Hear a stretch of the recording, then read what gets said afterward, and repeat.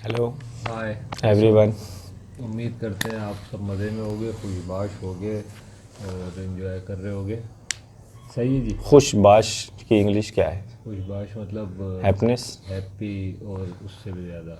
यार पिछली वीडियो में भी मैं सही नहीं आ रहा था, अब भी सही नहीं आ रहा है। हमारे लिए कुछ अलग करना पड़ेगा हमें। यार कोई स्टूडियो बनाओ अच्छा सा। स्टूडियो बनाते हैं, उस पर चारों तरफ लाइटें और रंग बिरंगी वो लगाएंगे यार। हाँ, स्टूडियो बनाना अब स्टूडियो तो बनाना है है। ना, क्योंकि अभी तो हम क्या है कि ये सिर्फ शौक में बना लेते हैं, और अगर इसको प्रॉपर करेंगे तो फिर एक स्टूडियो बनाकर ओह, हमारे पास होने करते हैं। वाला है ना जल्दी हाँ, प्रॉपर। जल्दी जल्दी हम सेटिंग बना रहे हैं ये वाली। दिसंबर का महीना, यहाँ पे सर्दी आ रही है जा रही है, कभी आ जाती है कभी चली जाती है, यही चल रहा है। पिछली वीडियो में मैंने बताया था जो Pakistani police versus Indian police पर हमने वीडियो करी थी कि पाकिस्तान में जो हमें सबसे ज़्यादा मसला है वो रोड का है।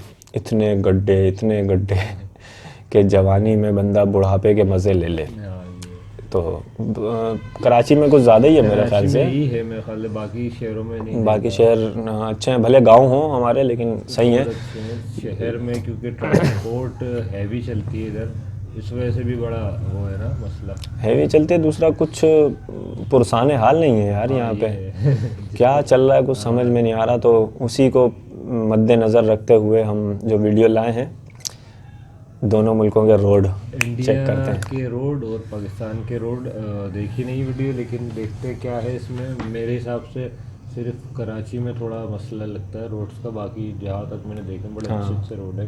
पाकिस्तान में अच्छे रोड हैं काफ़ी और जगह। रोड्स ऐसे हैं हमारे जो चाइना बनाता है, ये आपको पता हो शायद, जो उस तरफ के हैं जो चाइना बॉर्डर के साथ है, तो क्या करते हैं उन्हीं को चाइनीज़ प्रोजेक्ट दे देते कंपनी हैं। को हायर करते हैं, तो वहीं से आकर अपनी मशीनरी लाकर रोड बनाते हैं, और वो ऐसे रोड होते हैं ना, हालांकि कारपेट पहाड़ी की तरह इलाकों में होते बहुत हैं। अच्छे रोड हैं हमारे वही यहाँ। तो कह रहा हूँ, और वो कराची कारपेट जैसा की इतना तरह। बड़ा शहर और यहाँ पे रोडों का बुरा हाल है।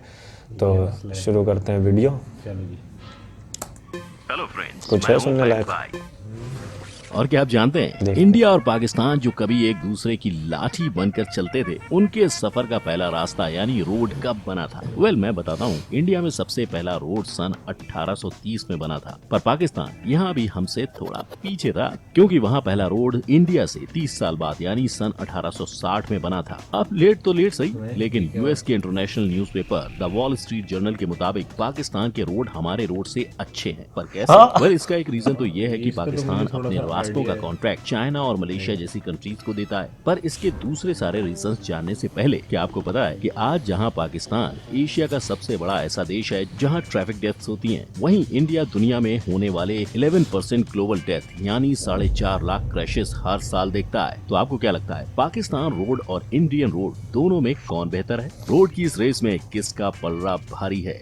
देखते हैं हमारे आज की video Pakistan road versus Indian roads में। हमारे के रोड भी अच्छे हैं। हाँ, अच्छे आप हो अगर गए। बात करें अबे मैं कराची के अलावा सब जगह अच्छे हैं। अब अगर हम सड़कों की बात करें तो यही वो चीज है जो इंसान से इंसान को और एक जगह को दूसरी जगह से जोड़ती है। तभी तो इनके डेवलपमेंट की पहली नींव 2800 ईसा पूर्व में 2800 बीसी में इंडस वैली सिविलाइजेशन के हड़प्पा और मोहनजोदारो जैसे शहरों में रखी गई थी, ताकि इनके जरिए हर शहर एक दूसरे से जुड़ पाए और लोगों को ट्रेड करने में आसानी हो। लेकिन इंडस वैली सिविलाइजेशन में रोड्स की बस नींव रखी गई थी, जबकि इनको बनाने का काम इनके बाद आने वाले राजा महाराजाओं ने किया था। और उनके इसी काम को आगे बढ़ाते हुए मौर्य एम्पायर ने ग्रैंड ट्रंक रोड, जो अफगानिस्तान के काबुल से शुरू होकर पाकिस्तान और इंडिया से होते हुए बांग्लादेश तक जाती है, उसे बनाया था। इसके बाद जैसे जैसे मानव प्रजाति की पीढ़ी आगे बढ़ी, वैसे वैसे इन रोड्स का काम भी आगे बढ़ता गया, क्योंकि सूर्य एम्पायर, मुगल एम्पायर और यहाँ तक कि ब्रिटिश एम्पायर ने भी इन्हें बेहतर बनाने के लिए इन्हें अपने अपने राज में रीबिल्ड किया था। लेकिन आज जिस तरह के रोड्स हम इंडिया में देख रहे हैं, उस मेटल रोड का कंस्ट्रक्शन जैसा मैंने बताया 1830 में ब्रिटिश ईस्ट इंडिया कंपनी ने पहली बार किया था, जिसके बाद 1860 में ये कंस्ट्रक्शन पाकिस्तान पहुंचा था। और आज ये कंस्ट्रक्शन इतना बड़ा हो गया है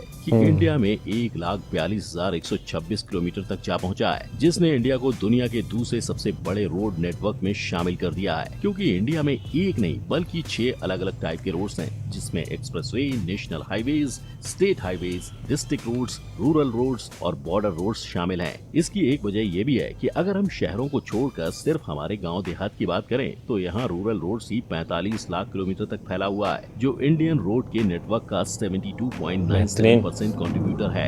ये रोड नेटवर्क इतना बड़ा है कि दुनिया में ये 21st पोजीशन पर बिगेस्ट रोड नेटवर्क के लिए आता है। वहीं अगर पाकिस्तान की सड़कों की बात की जाए तो वहाँ भी इनका आंकड़ा 2,64,401 किलोमीटर से ज्यादा है, पर उनके पास सिर्फ 39 ही हाईवेज हैं, जिसमें से 14 नेशनल हाईवेज, 4 मोटरवेज और 2 स्ट्रेटेजिक रोड्स जो उनके नेशनल हाईवे जुरिस्डिक्शन में आते हैं। और पाकिस्तान के उन्हीं नेशनल हाईवेज में grand trunk road, Indus highway, Karakoram highway और मकरन कोस्टल हाईवे शामिल है। पर ऐसा मत सोचो कि इस बात में इंडिया आगे है, क्योंकि पाकिस्तान दरअसल इंडिया से काफी छोटा देश है, जिस वजह से वहाँ के रोड्स की डेवलपमेंट भी एरिया के हिसाब से हो रही है। पर ये इतनी लंबी सड़कें ऐसे ही नहीं बनती हैं, इनके लिए भी खर्चा लगता है। अगर NHAI यानी national highway authority of India की माने तो किसी भी 4 लेन के हाईवे को बनाने का खर्चा 8 से 9 करोड़ पर किलोमीटर आता है, जबकि वहीं अगर 6 लेन हाईवे बनेगा तो उसका कॉस्ट 14 करोड़ पर किलोमीटर होता है, जिसमें हर किलोमीटर को बनाने के लिए लगभग 45 लेबर की जरूरत होती है और एक लेबर को एक दिन के लिए 250 से 500 दिहाड़ी मिलती है। वहीं अगर हम पाकिस्तान की बात करें तो वहाँ सबसे एक्सपेंसिव मोटरवेज को बनाने के लिए पर किलोमीटर 10 से 12 करोड़ पाकिस्तानी रुपए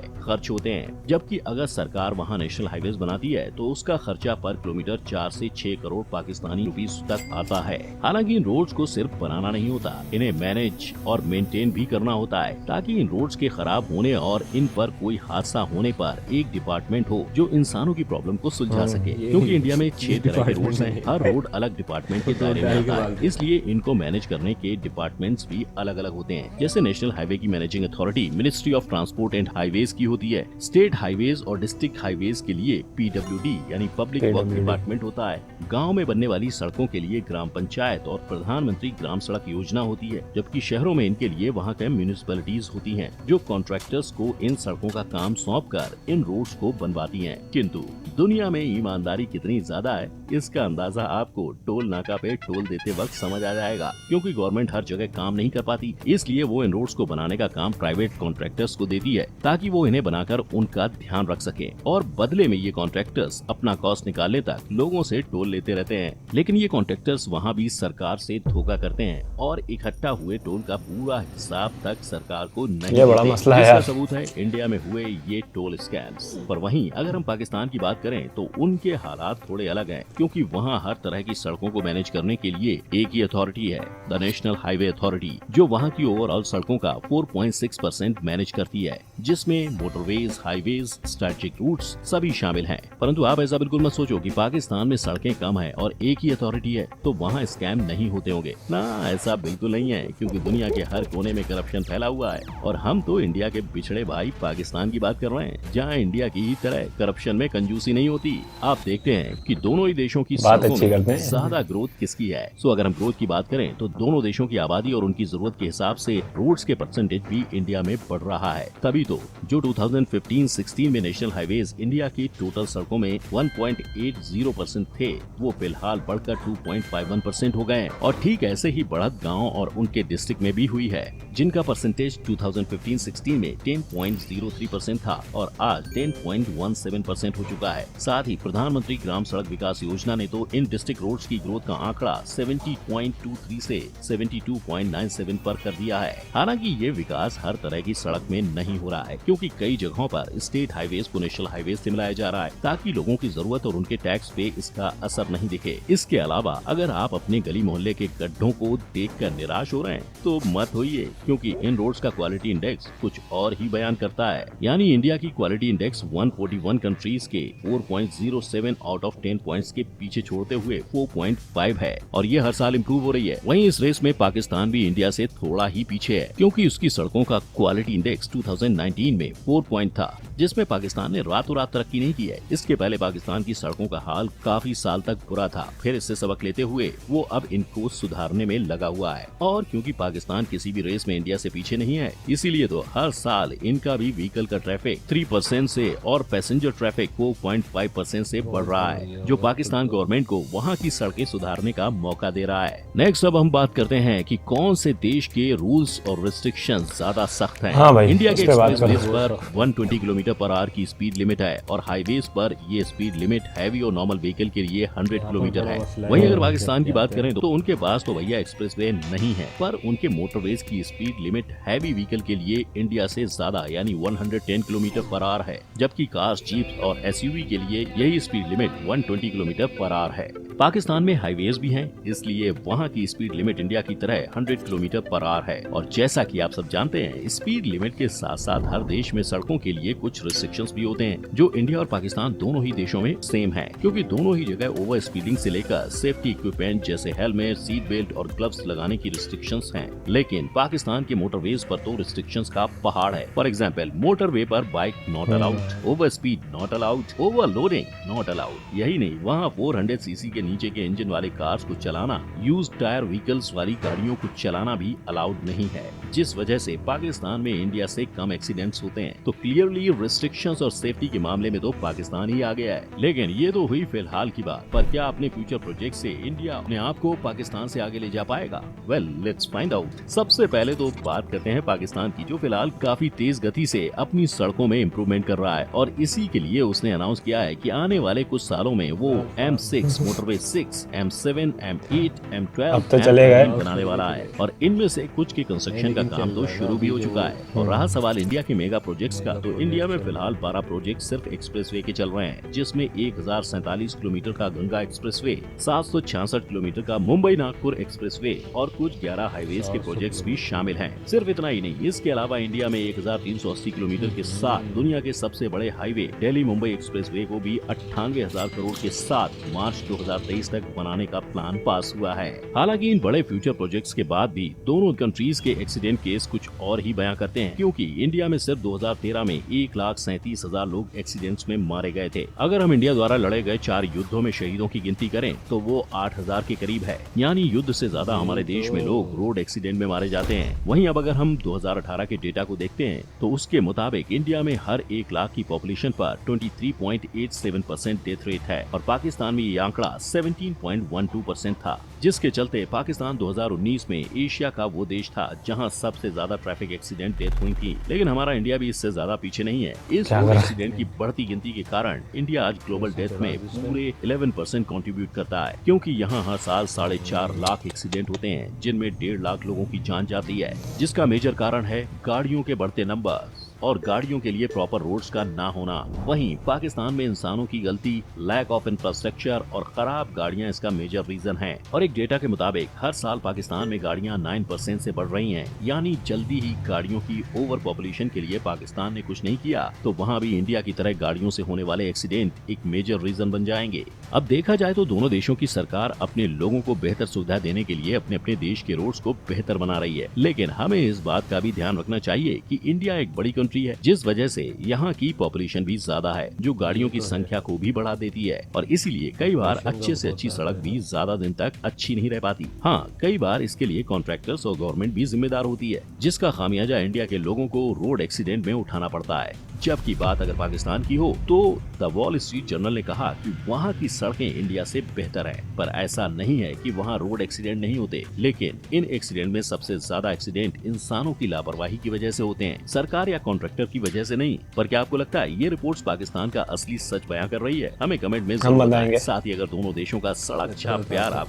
एक्सीडेंट्स जो होते हैं यहाँ पर, जो मुझे ज्यादा लगता है लोगों की लापरवाही से होते हैं। ठीक है, रोड जो जाते हैं, जो मेन सड़कें ना, हाईवे, जो रोड की खराब हालत है वो शहर में इंटरनल जैसे कुछ सड़कें कराची में बस, तो वहाँ पर जो डेली रूटीन का वहाँ पर उससे हादसे नहीं होते। ठीक है, रोड उससे कमर दर्द होता है, दर्द होता है, गर्दन दर्द होता है, हाँ, झटके पड़ जाते हैं यहाँ जो पे। अब लाइसेंस नहीं होता यहाँ पर, बहुत मसला है। अक्सर बच्चे चला रहे हैं बसें, इतनी बड़ी बड़ी बसें, ट्रक, छोटे छोटे बच्चे चला रहे हैं, क्योंकि उनको शौक होता है। जो पठान है खासकर, वो लोग जो ना, उनको हैवी व्हीकल्स का बड़ा शौक है।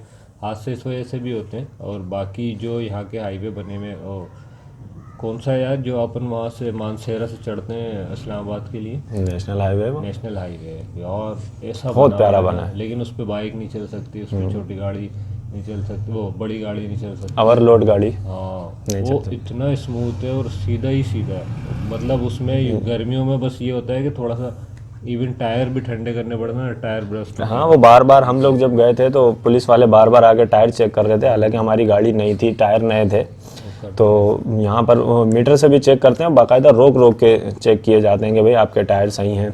तो ये एक हादसात से बचने के लिए ये एक अच्छी चीज़ है। और कानून जो है ना, और ख़ासकर सेफ्टी फीचर जो है भाई, हेलमेट है या सीट बेल्ट हैं, ये ज़रूरी है, इंसानों के लिए ज़रूरी है, गवर्नमेंट को उसका फ़ायदा नहीं है, आम लोगों को ही होता है। हादसे से बचते हैं भाई, सुबह निकला घर से तो शाम में सलामत पहुंच जाए, बस इसलिए होते हैं।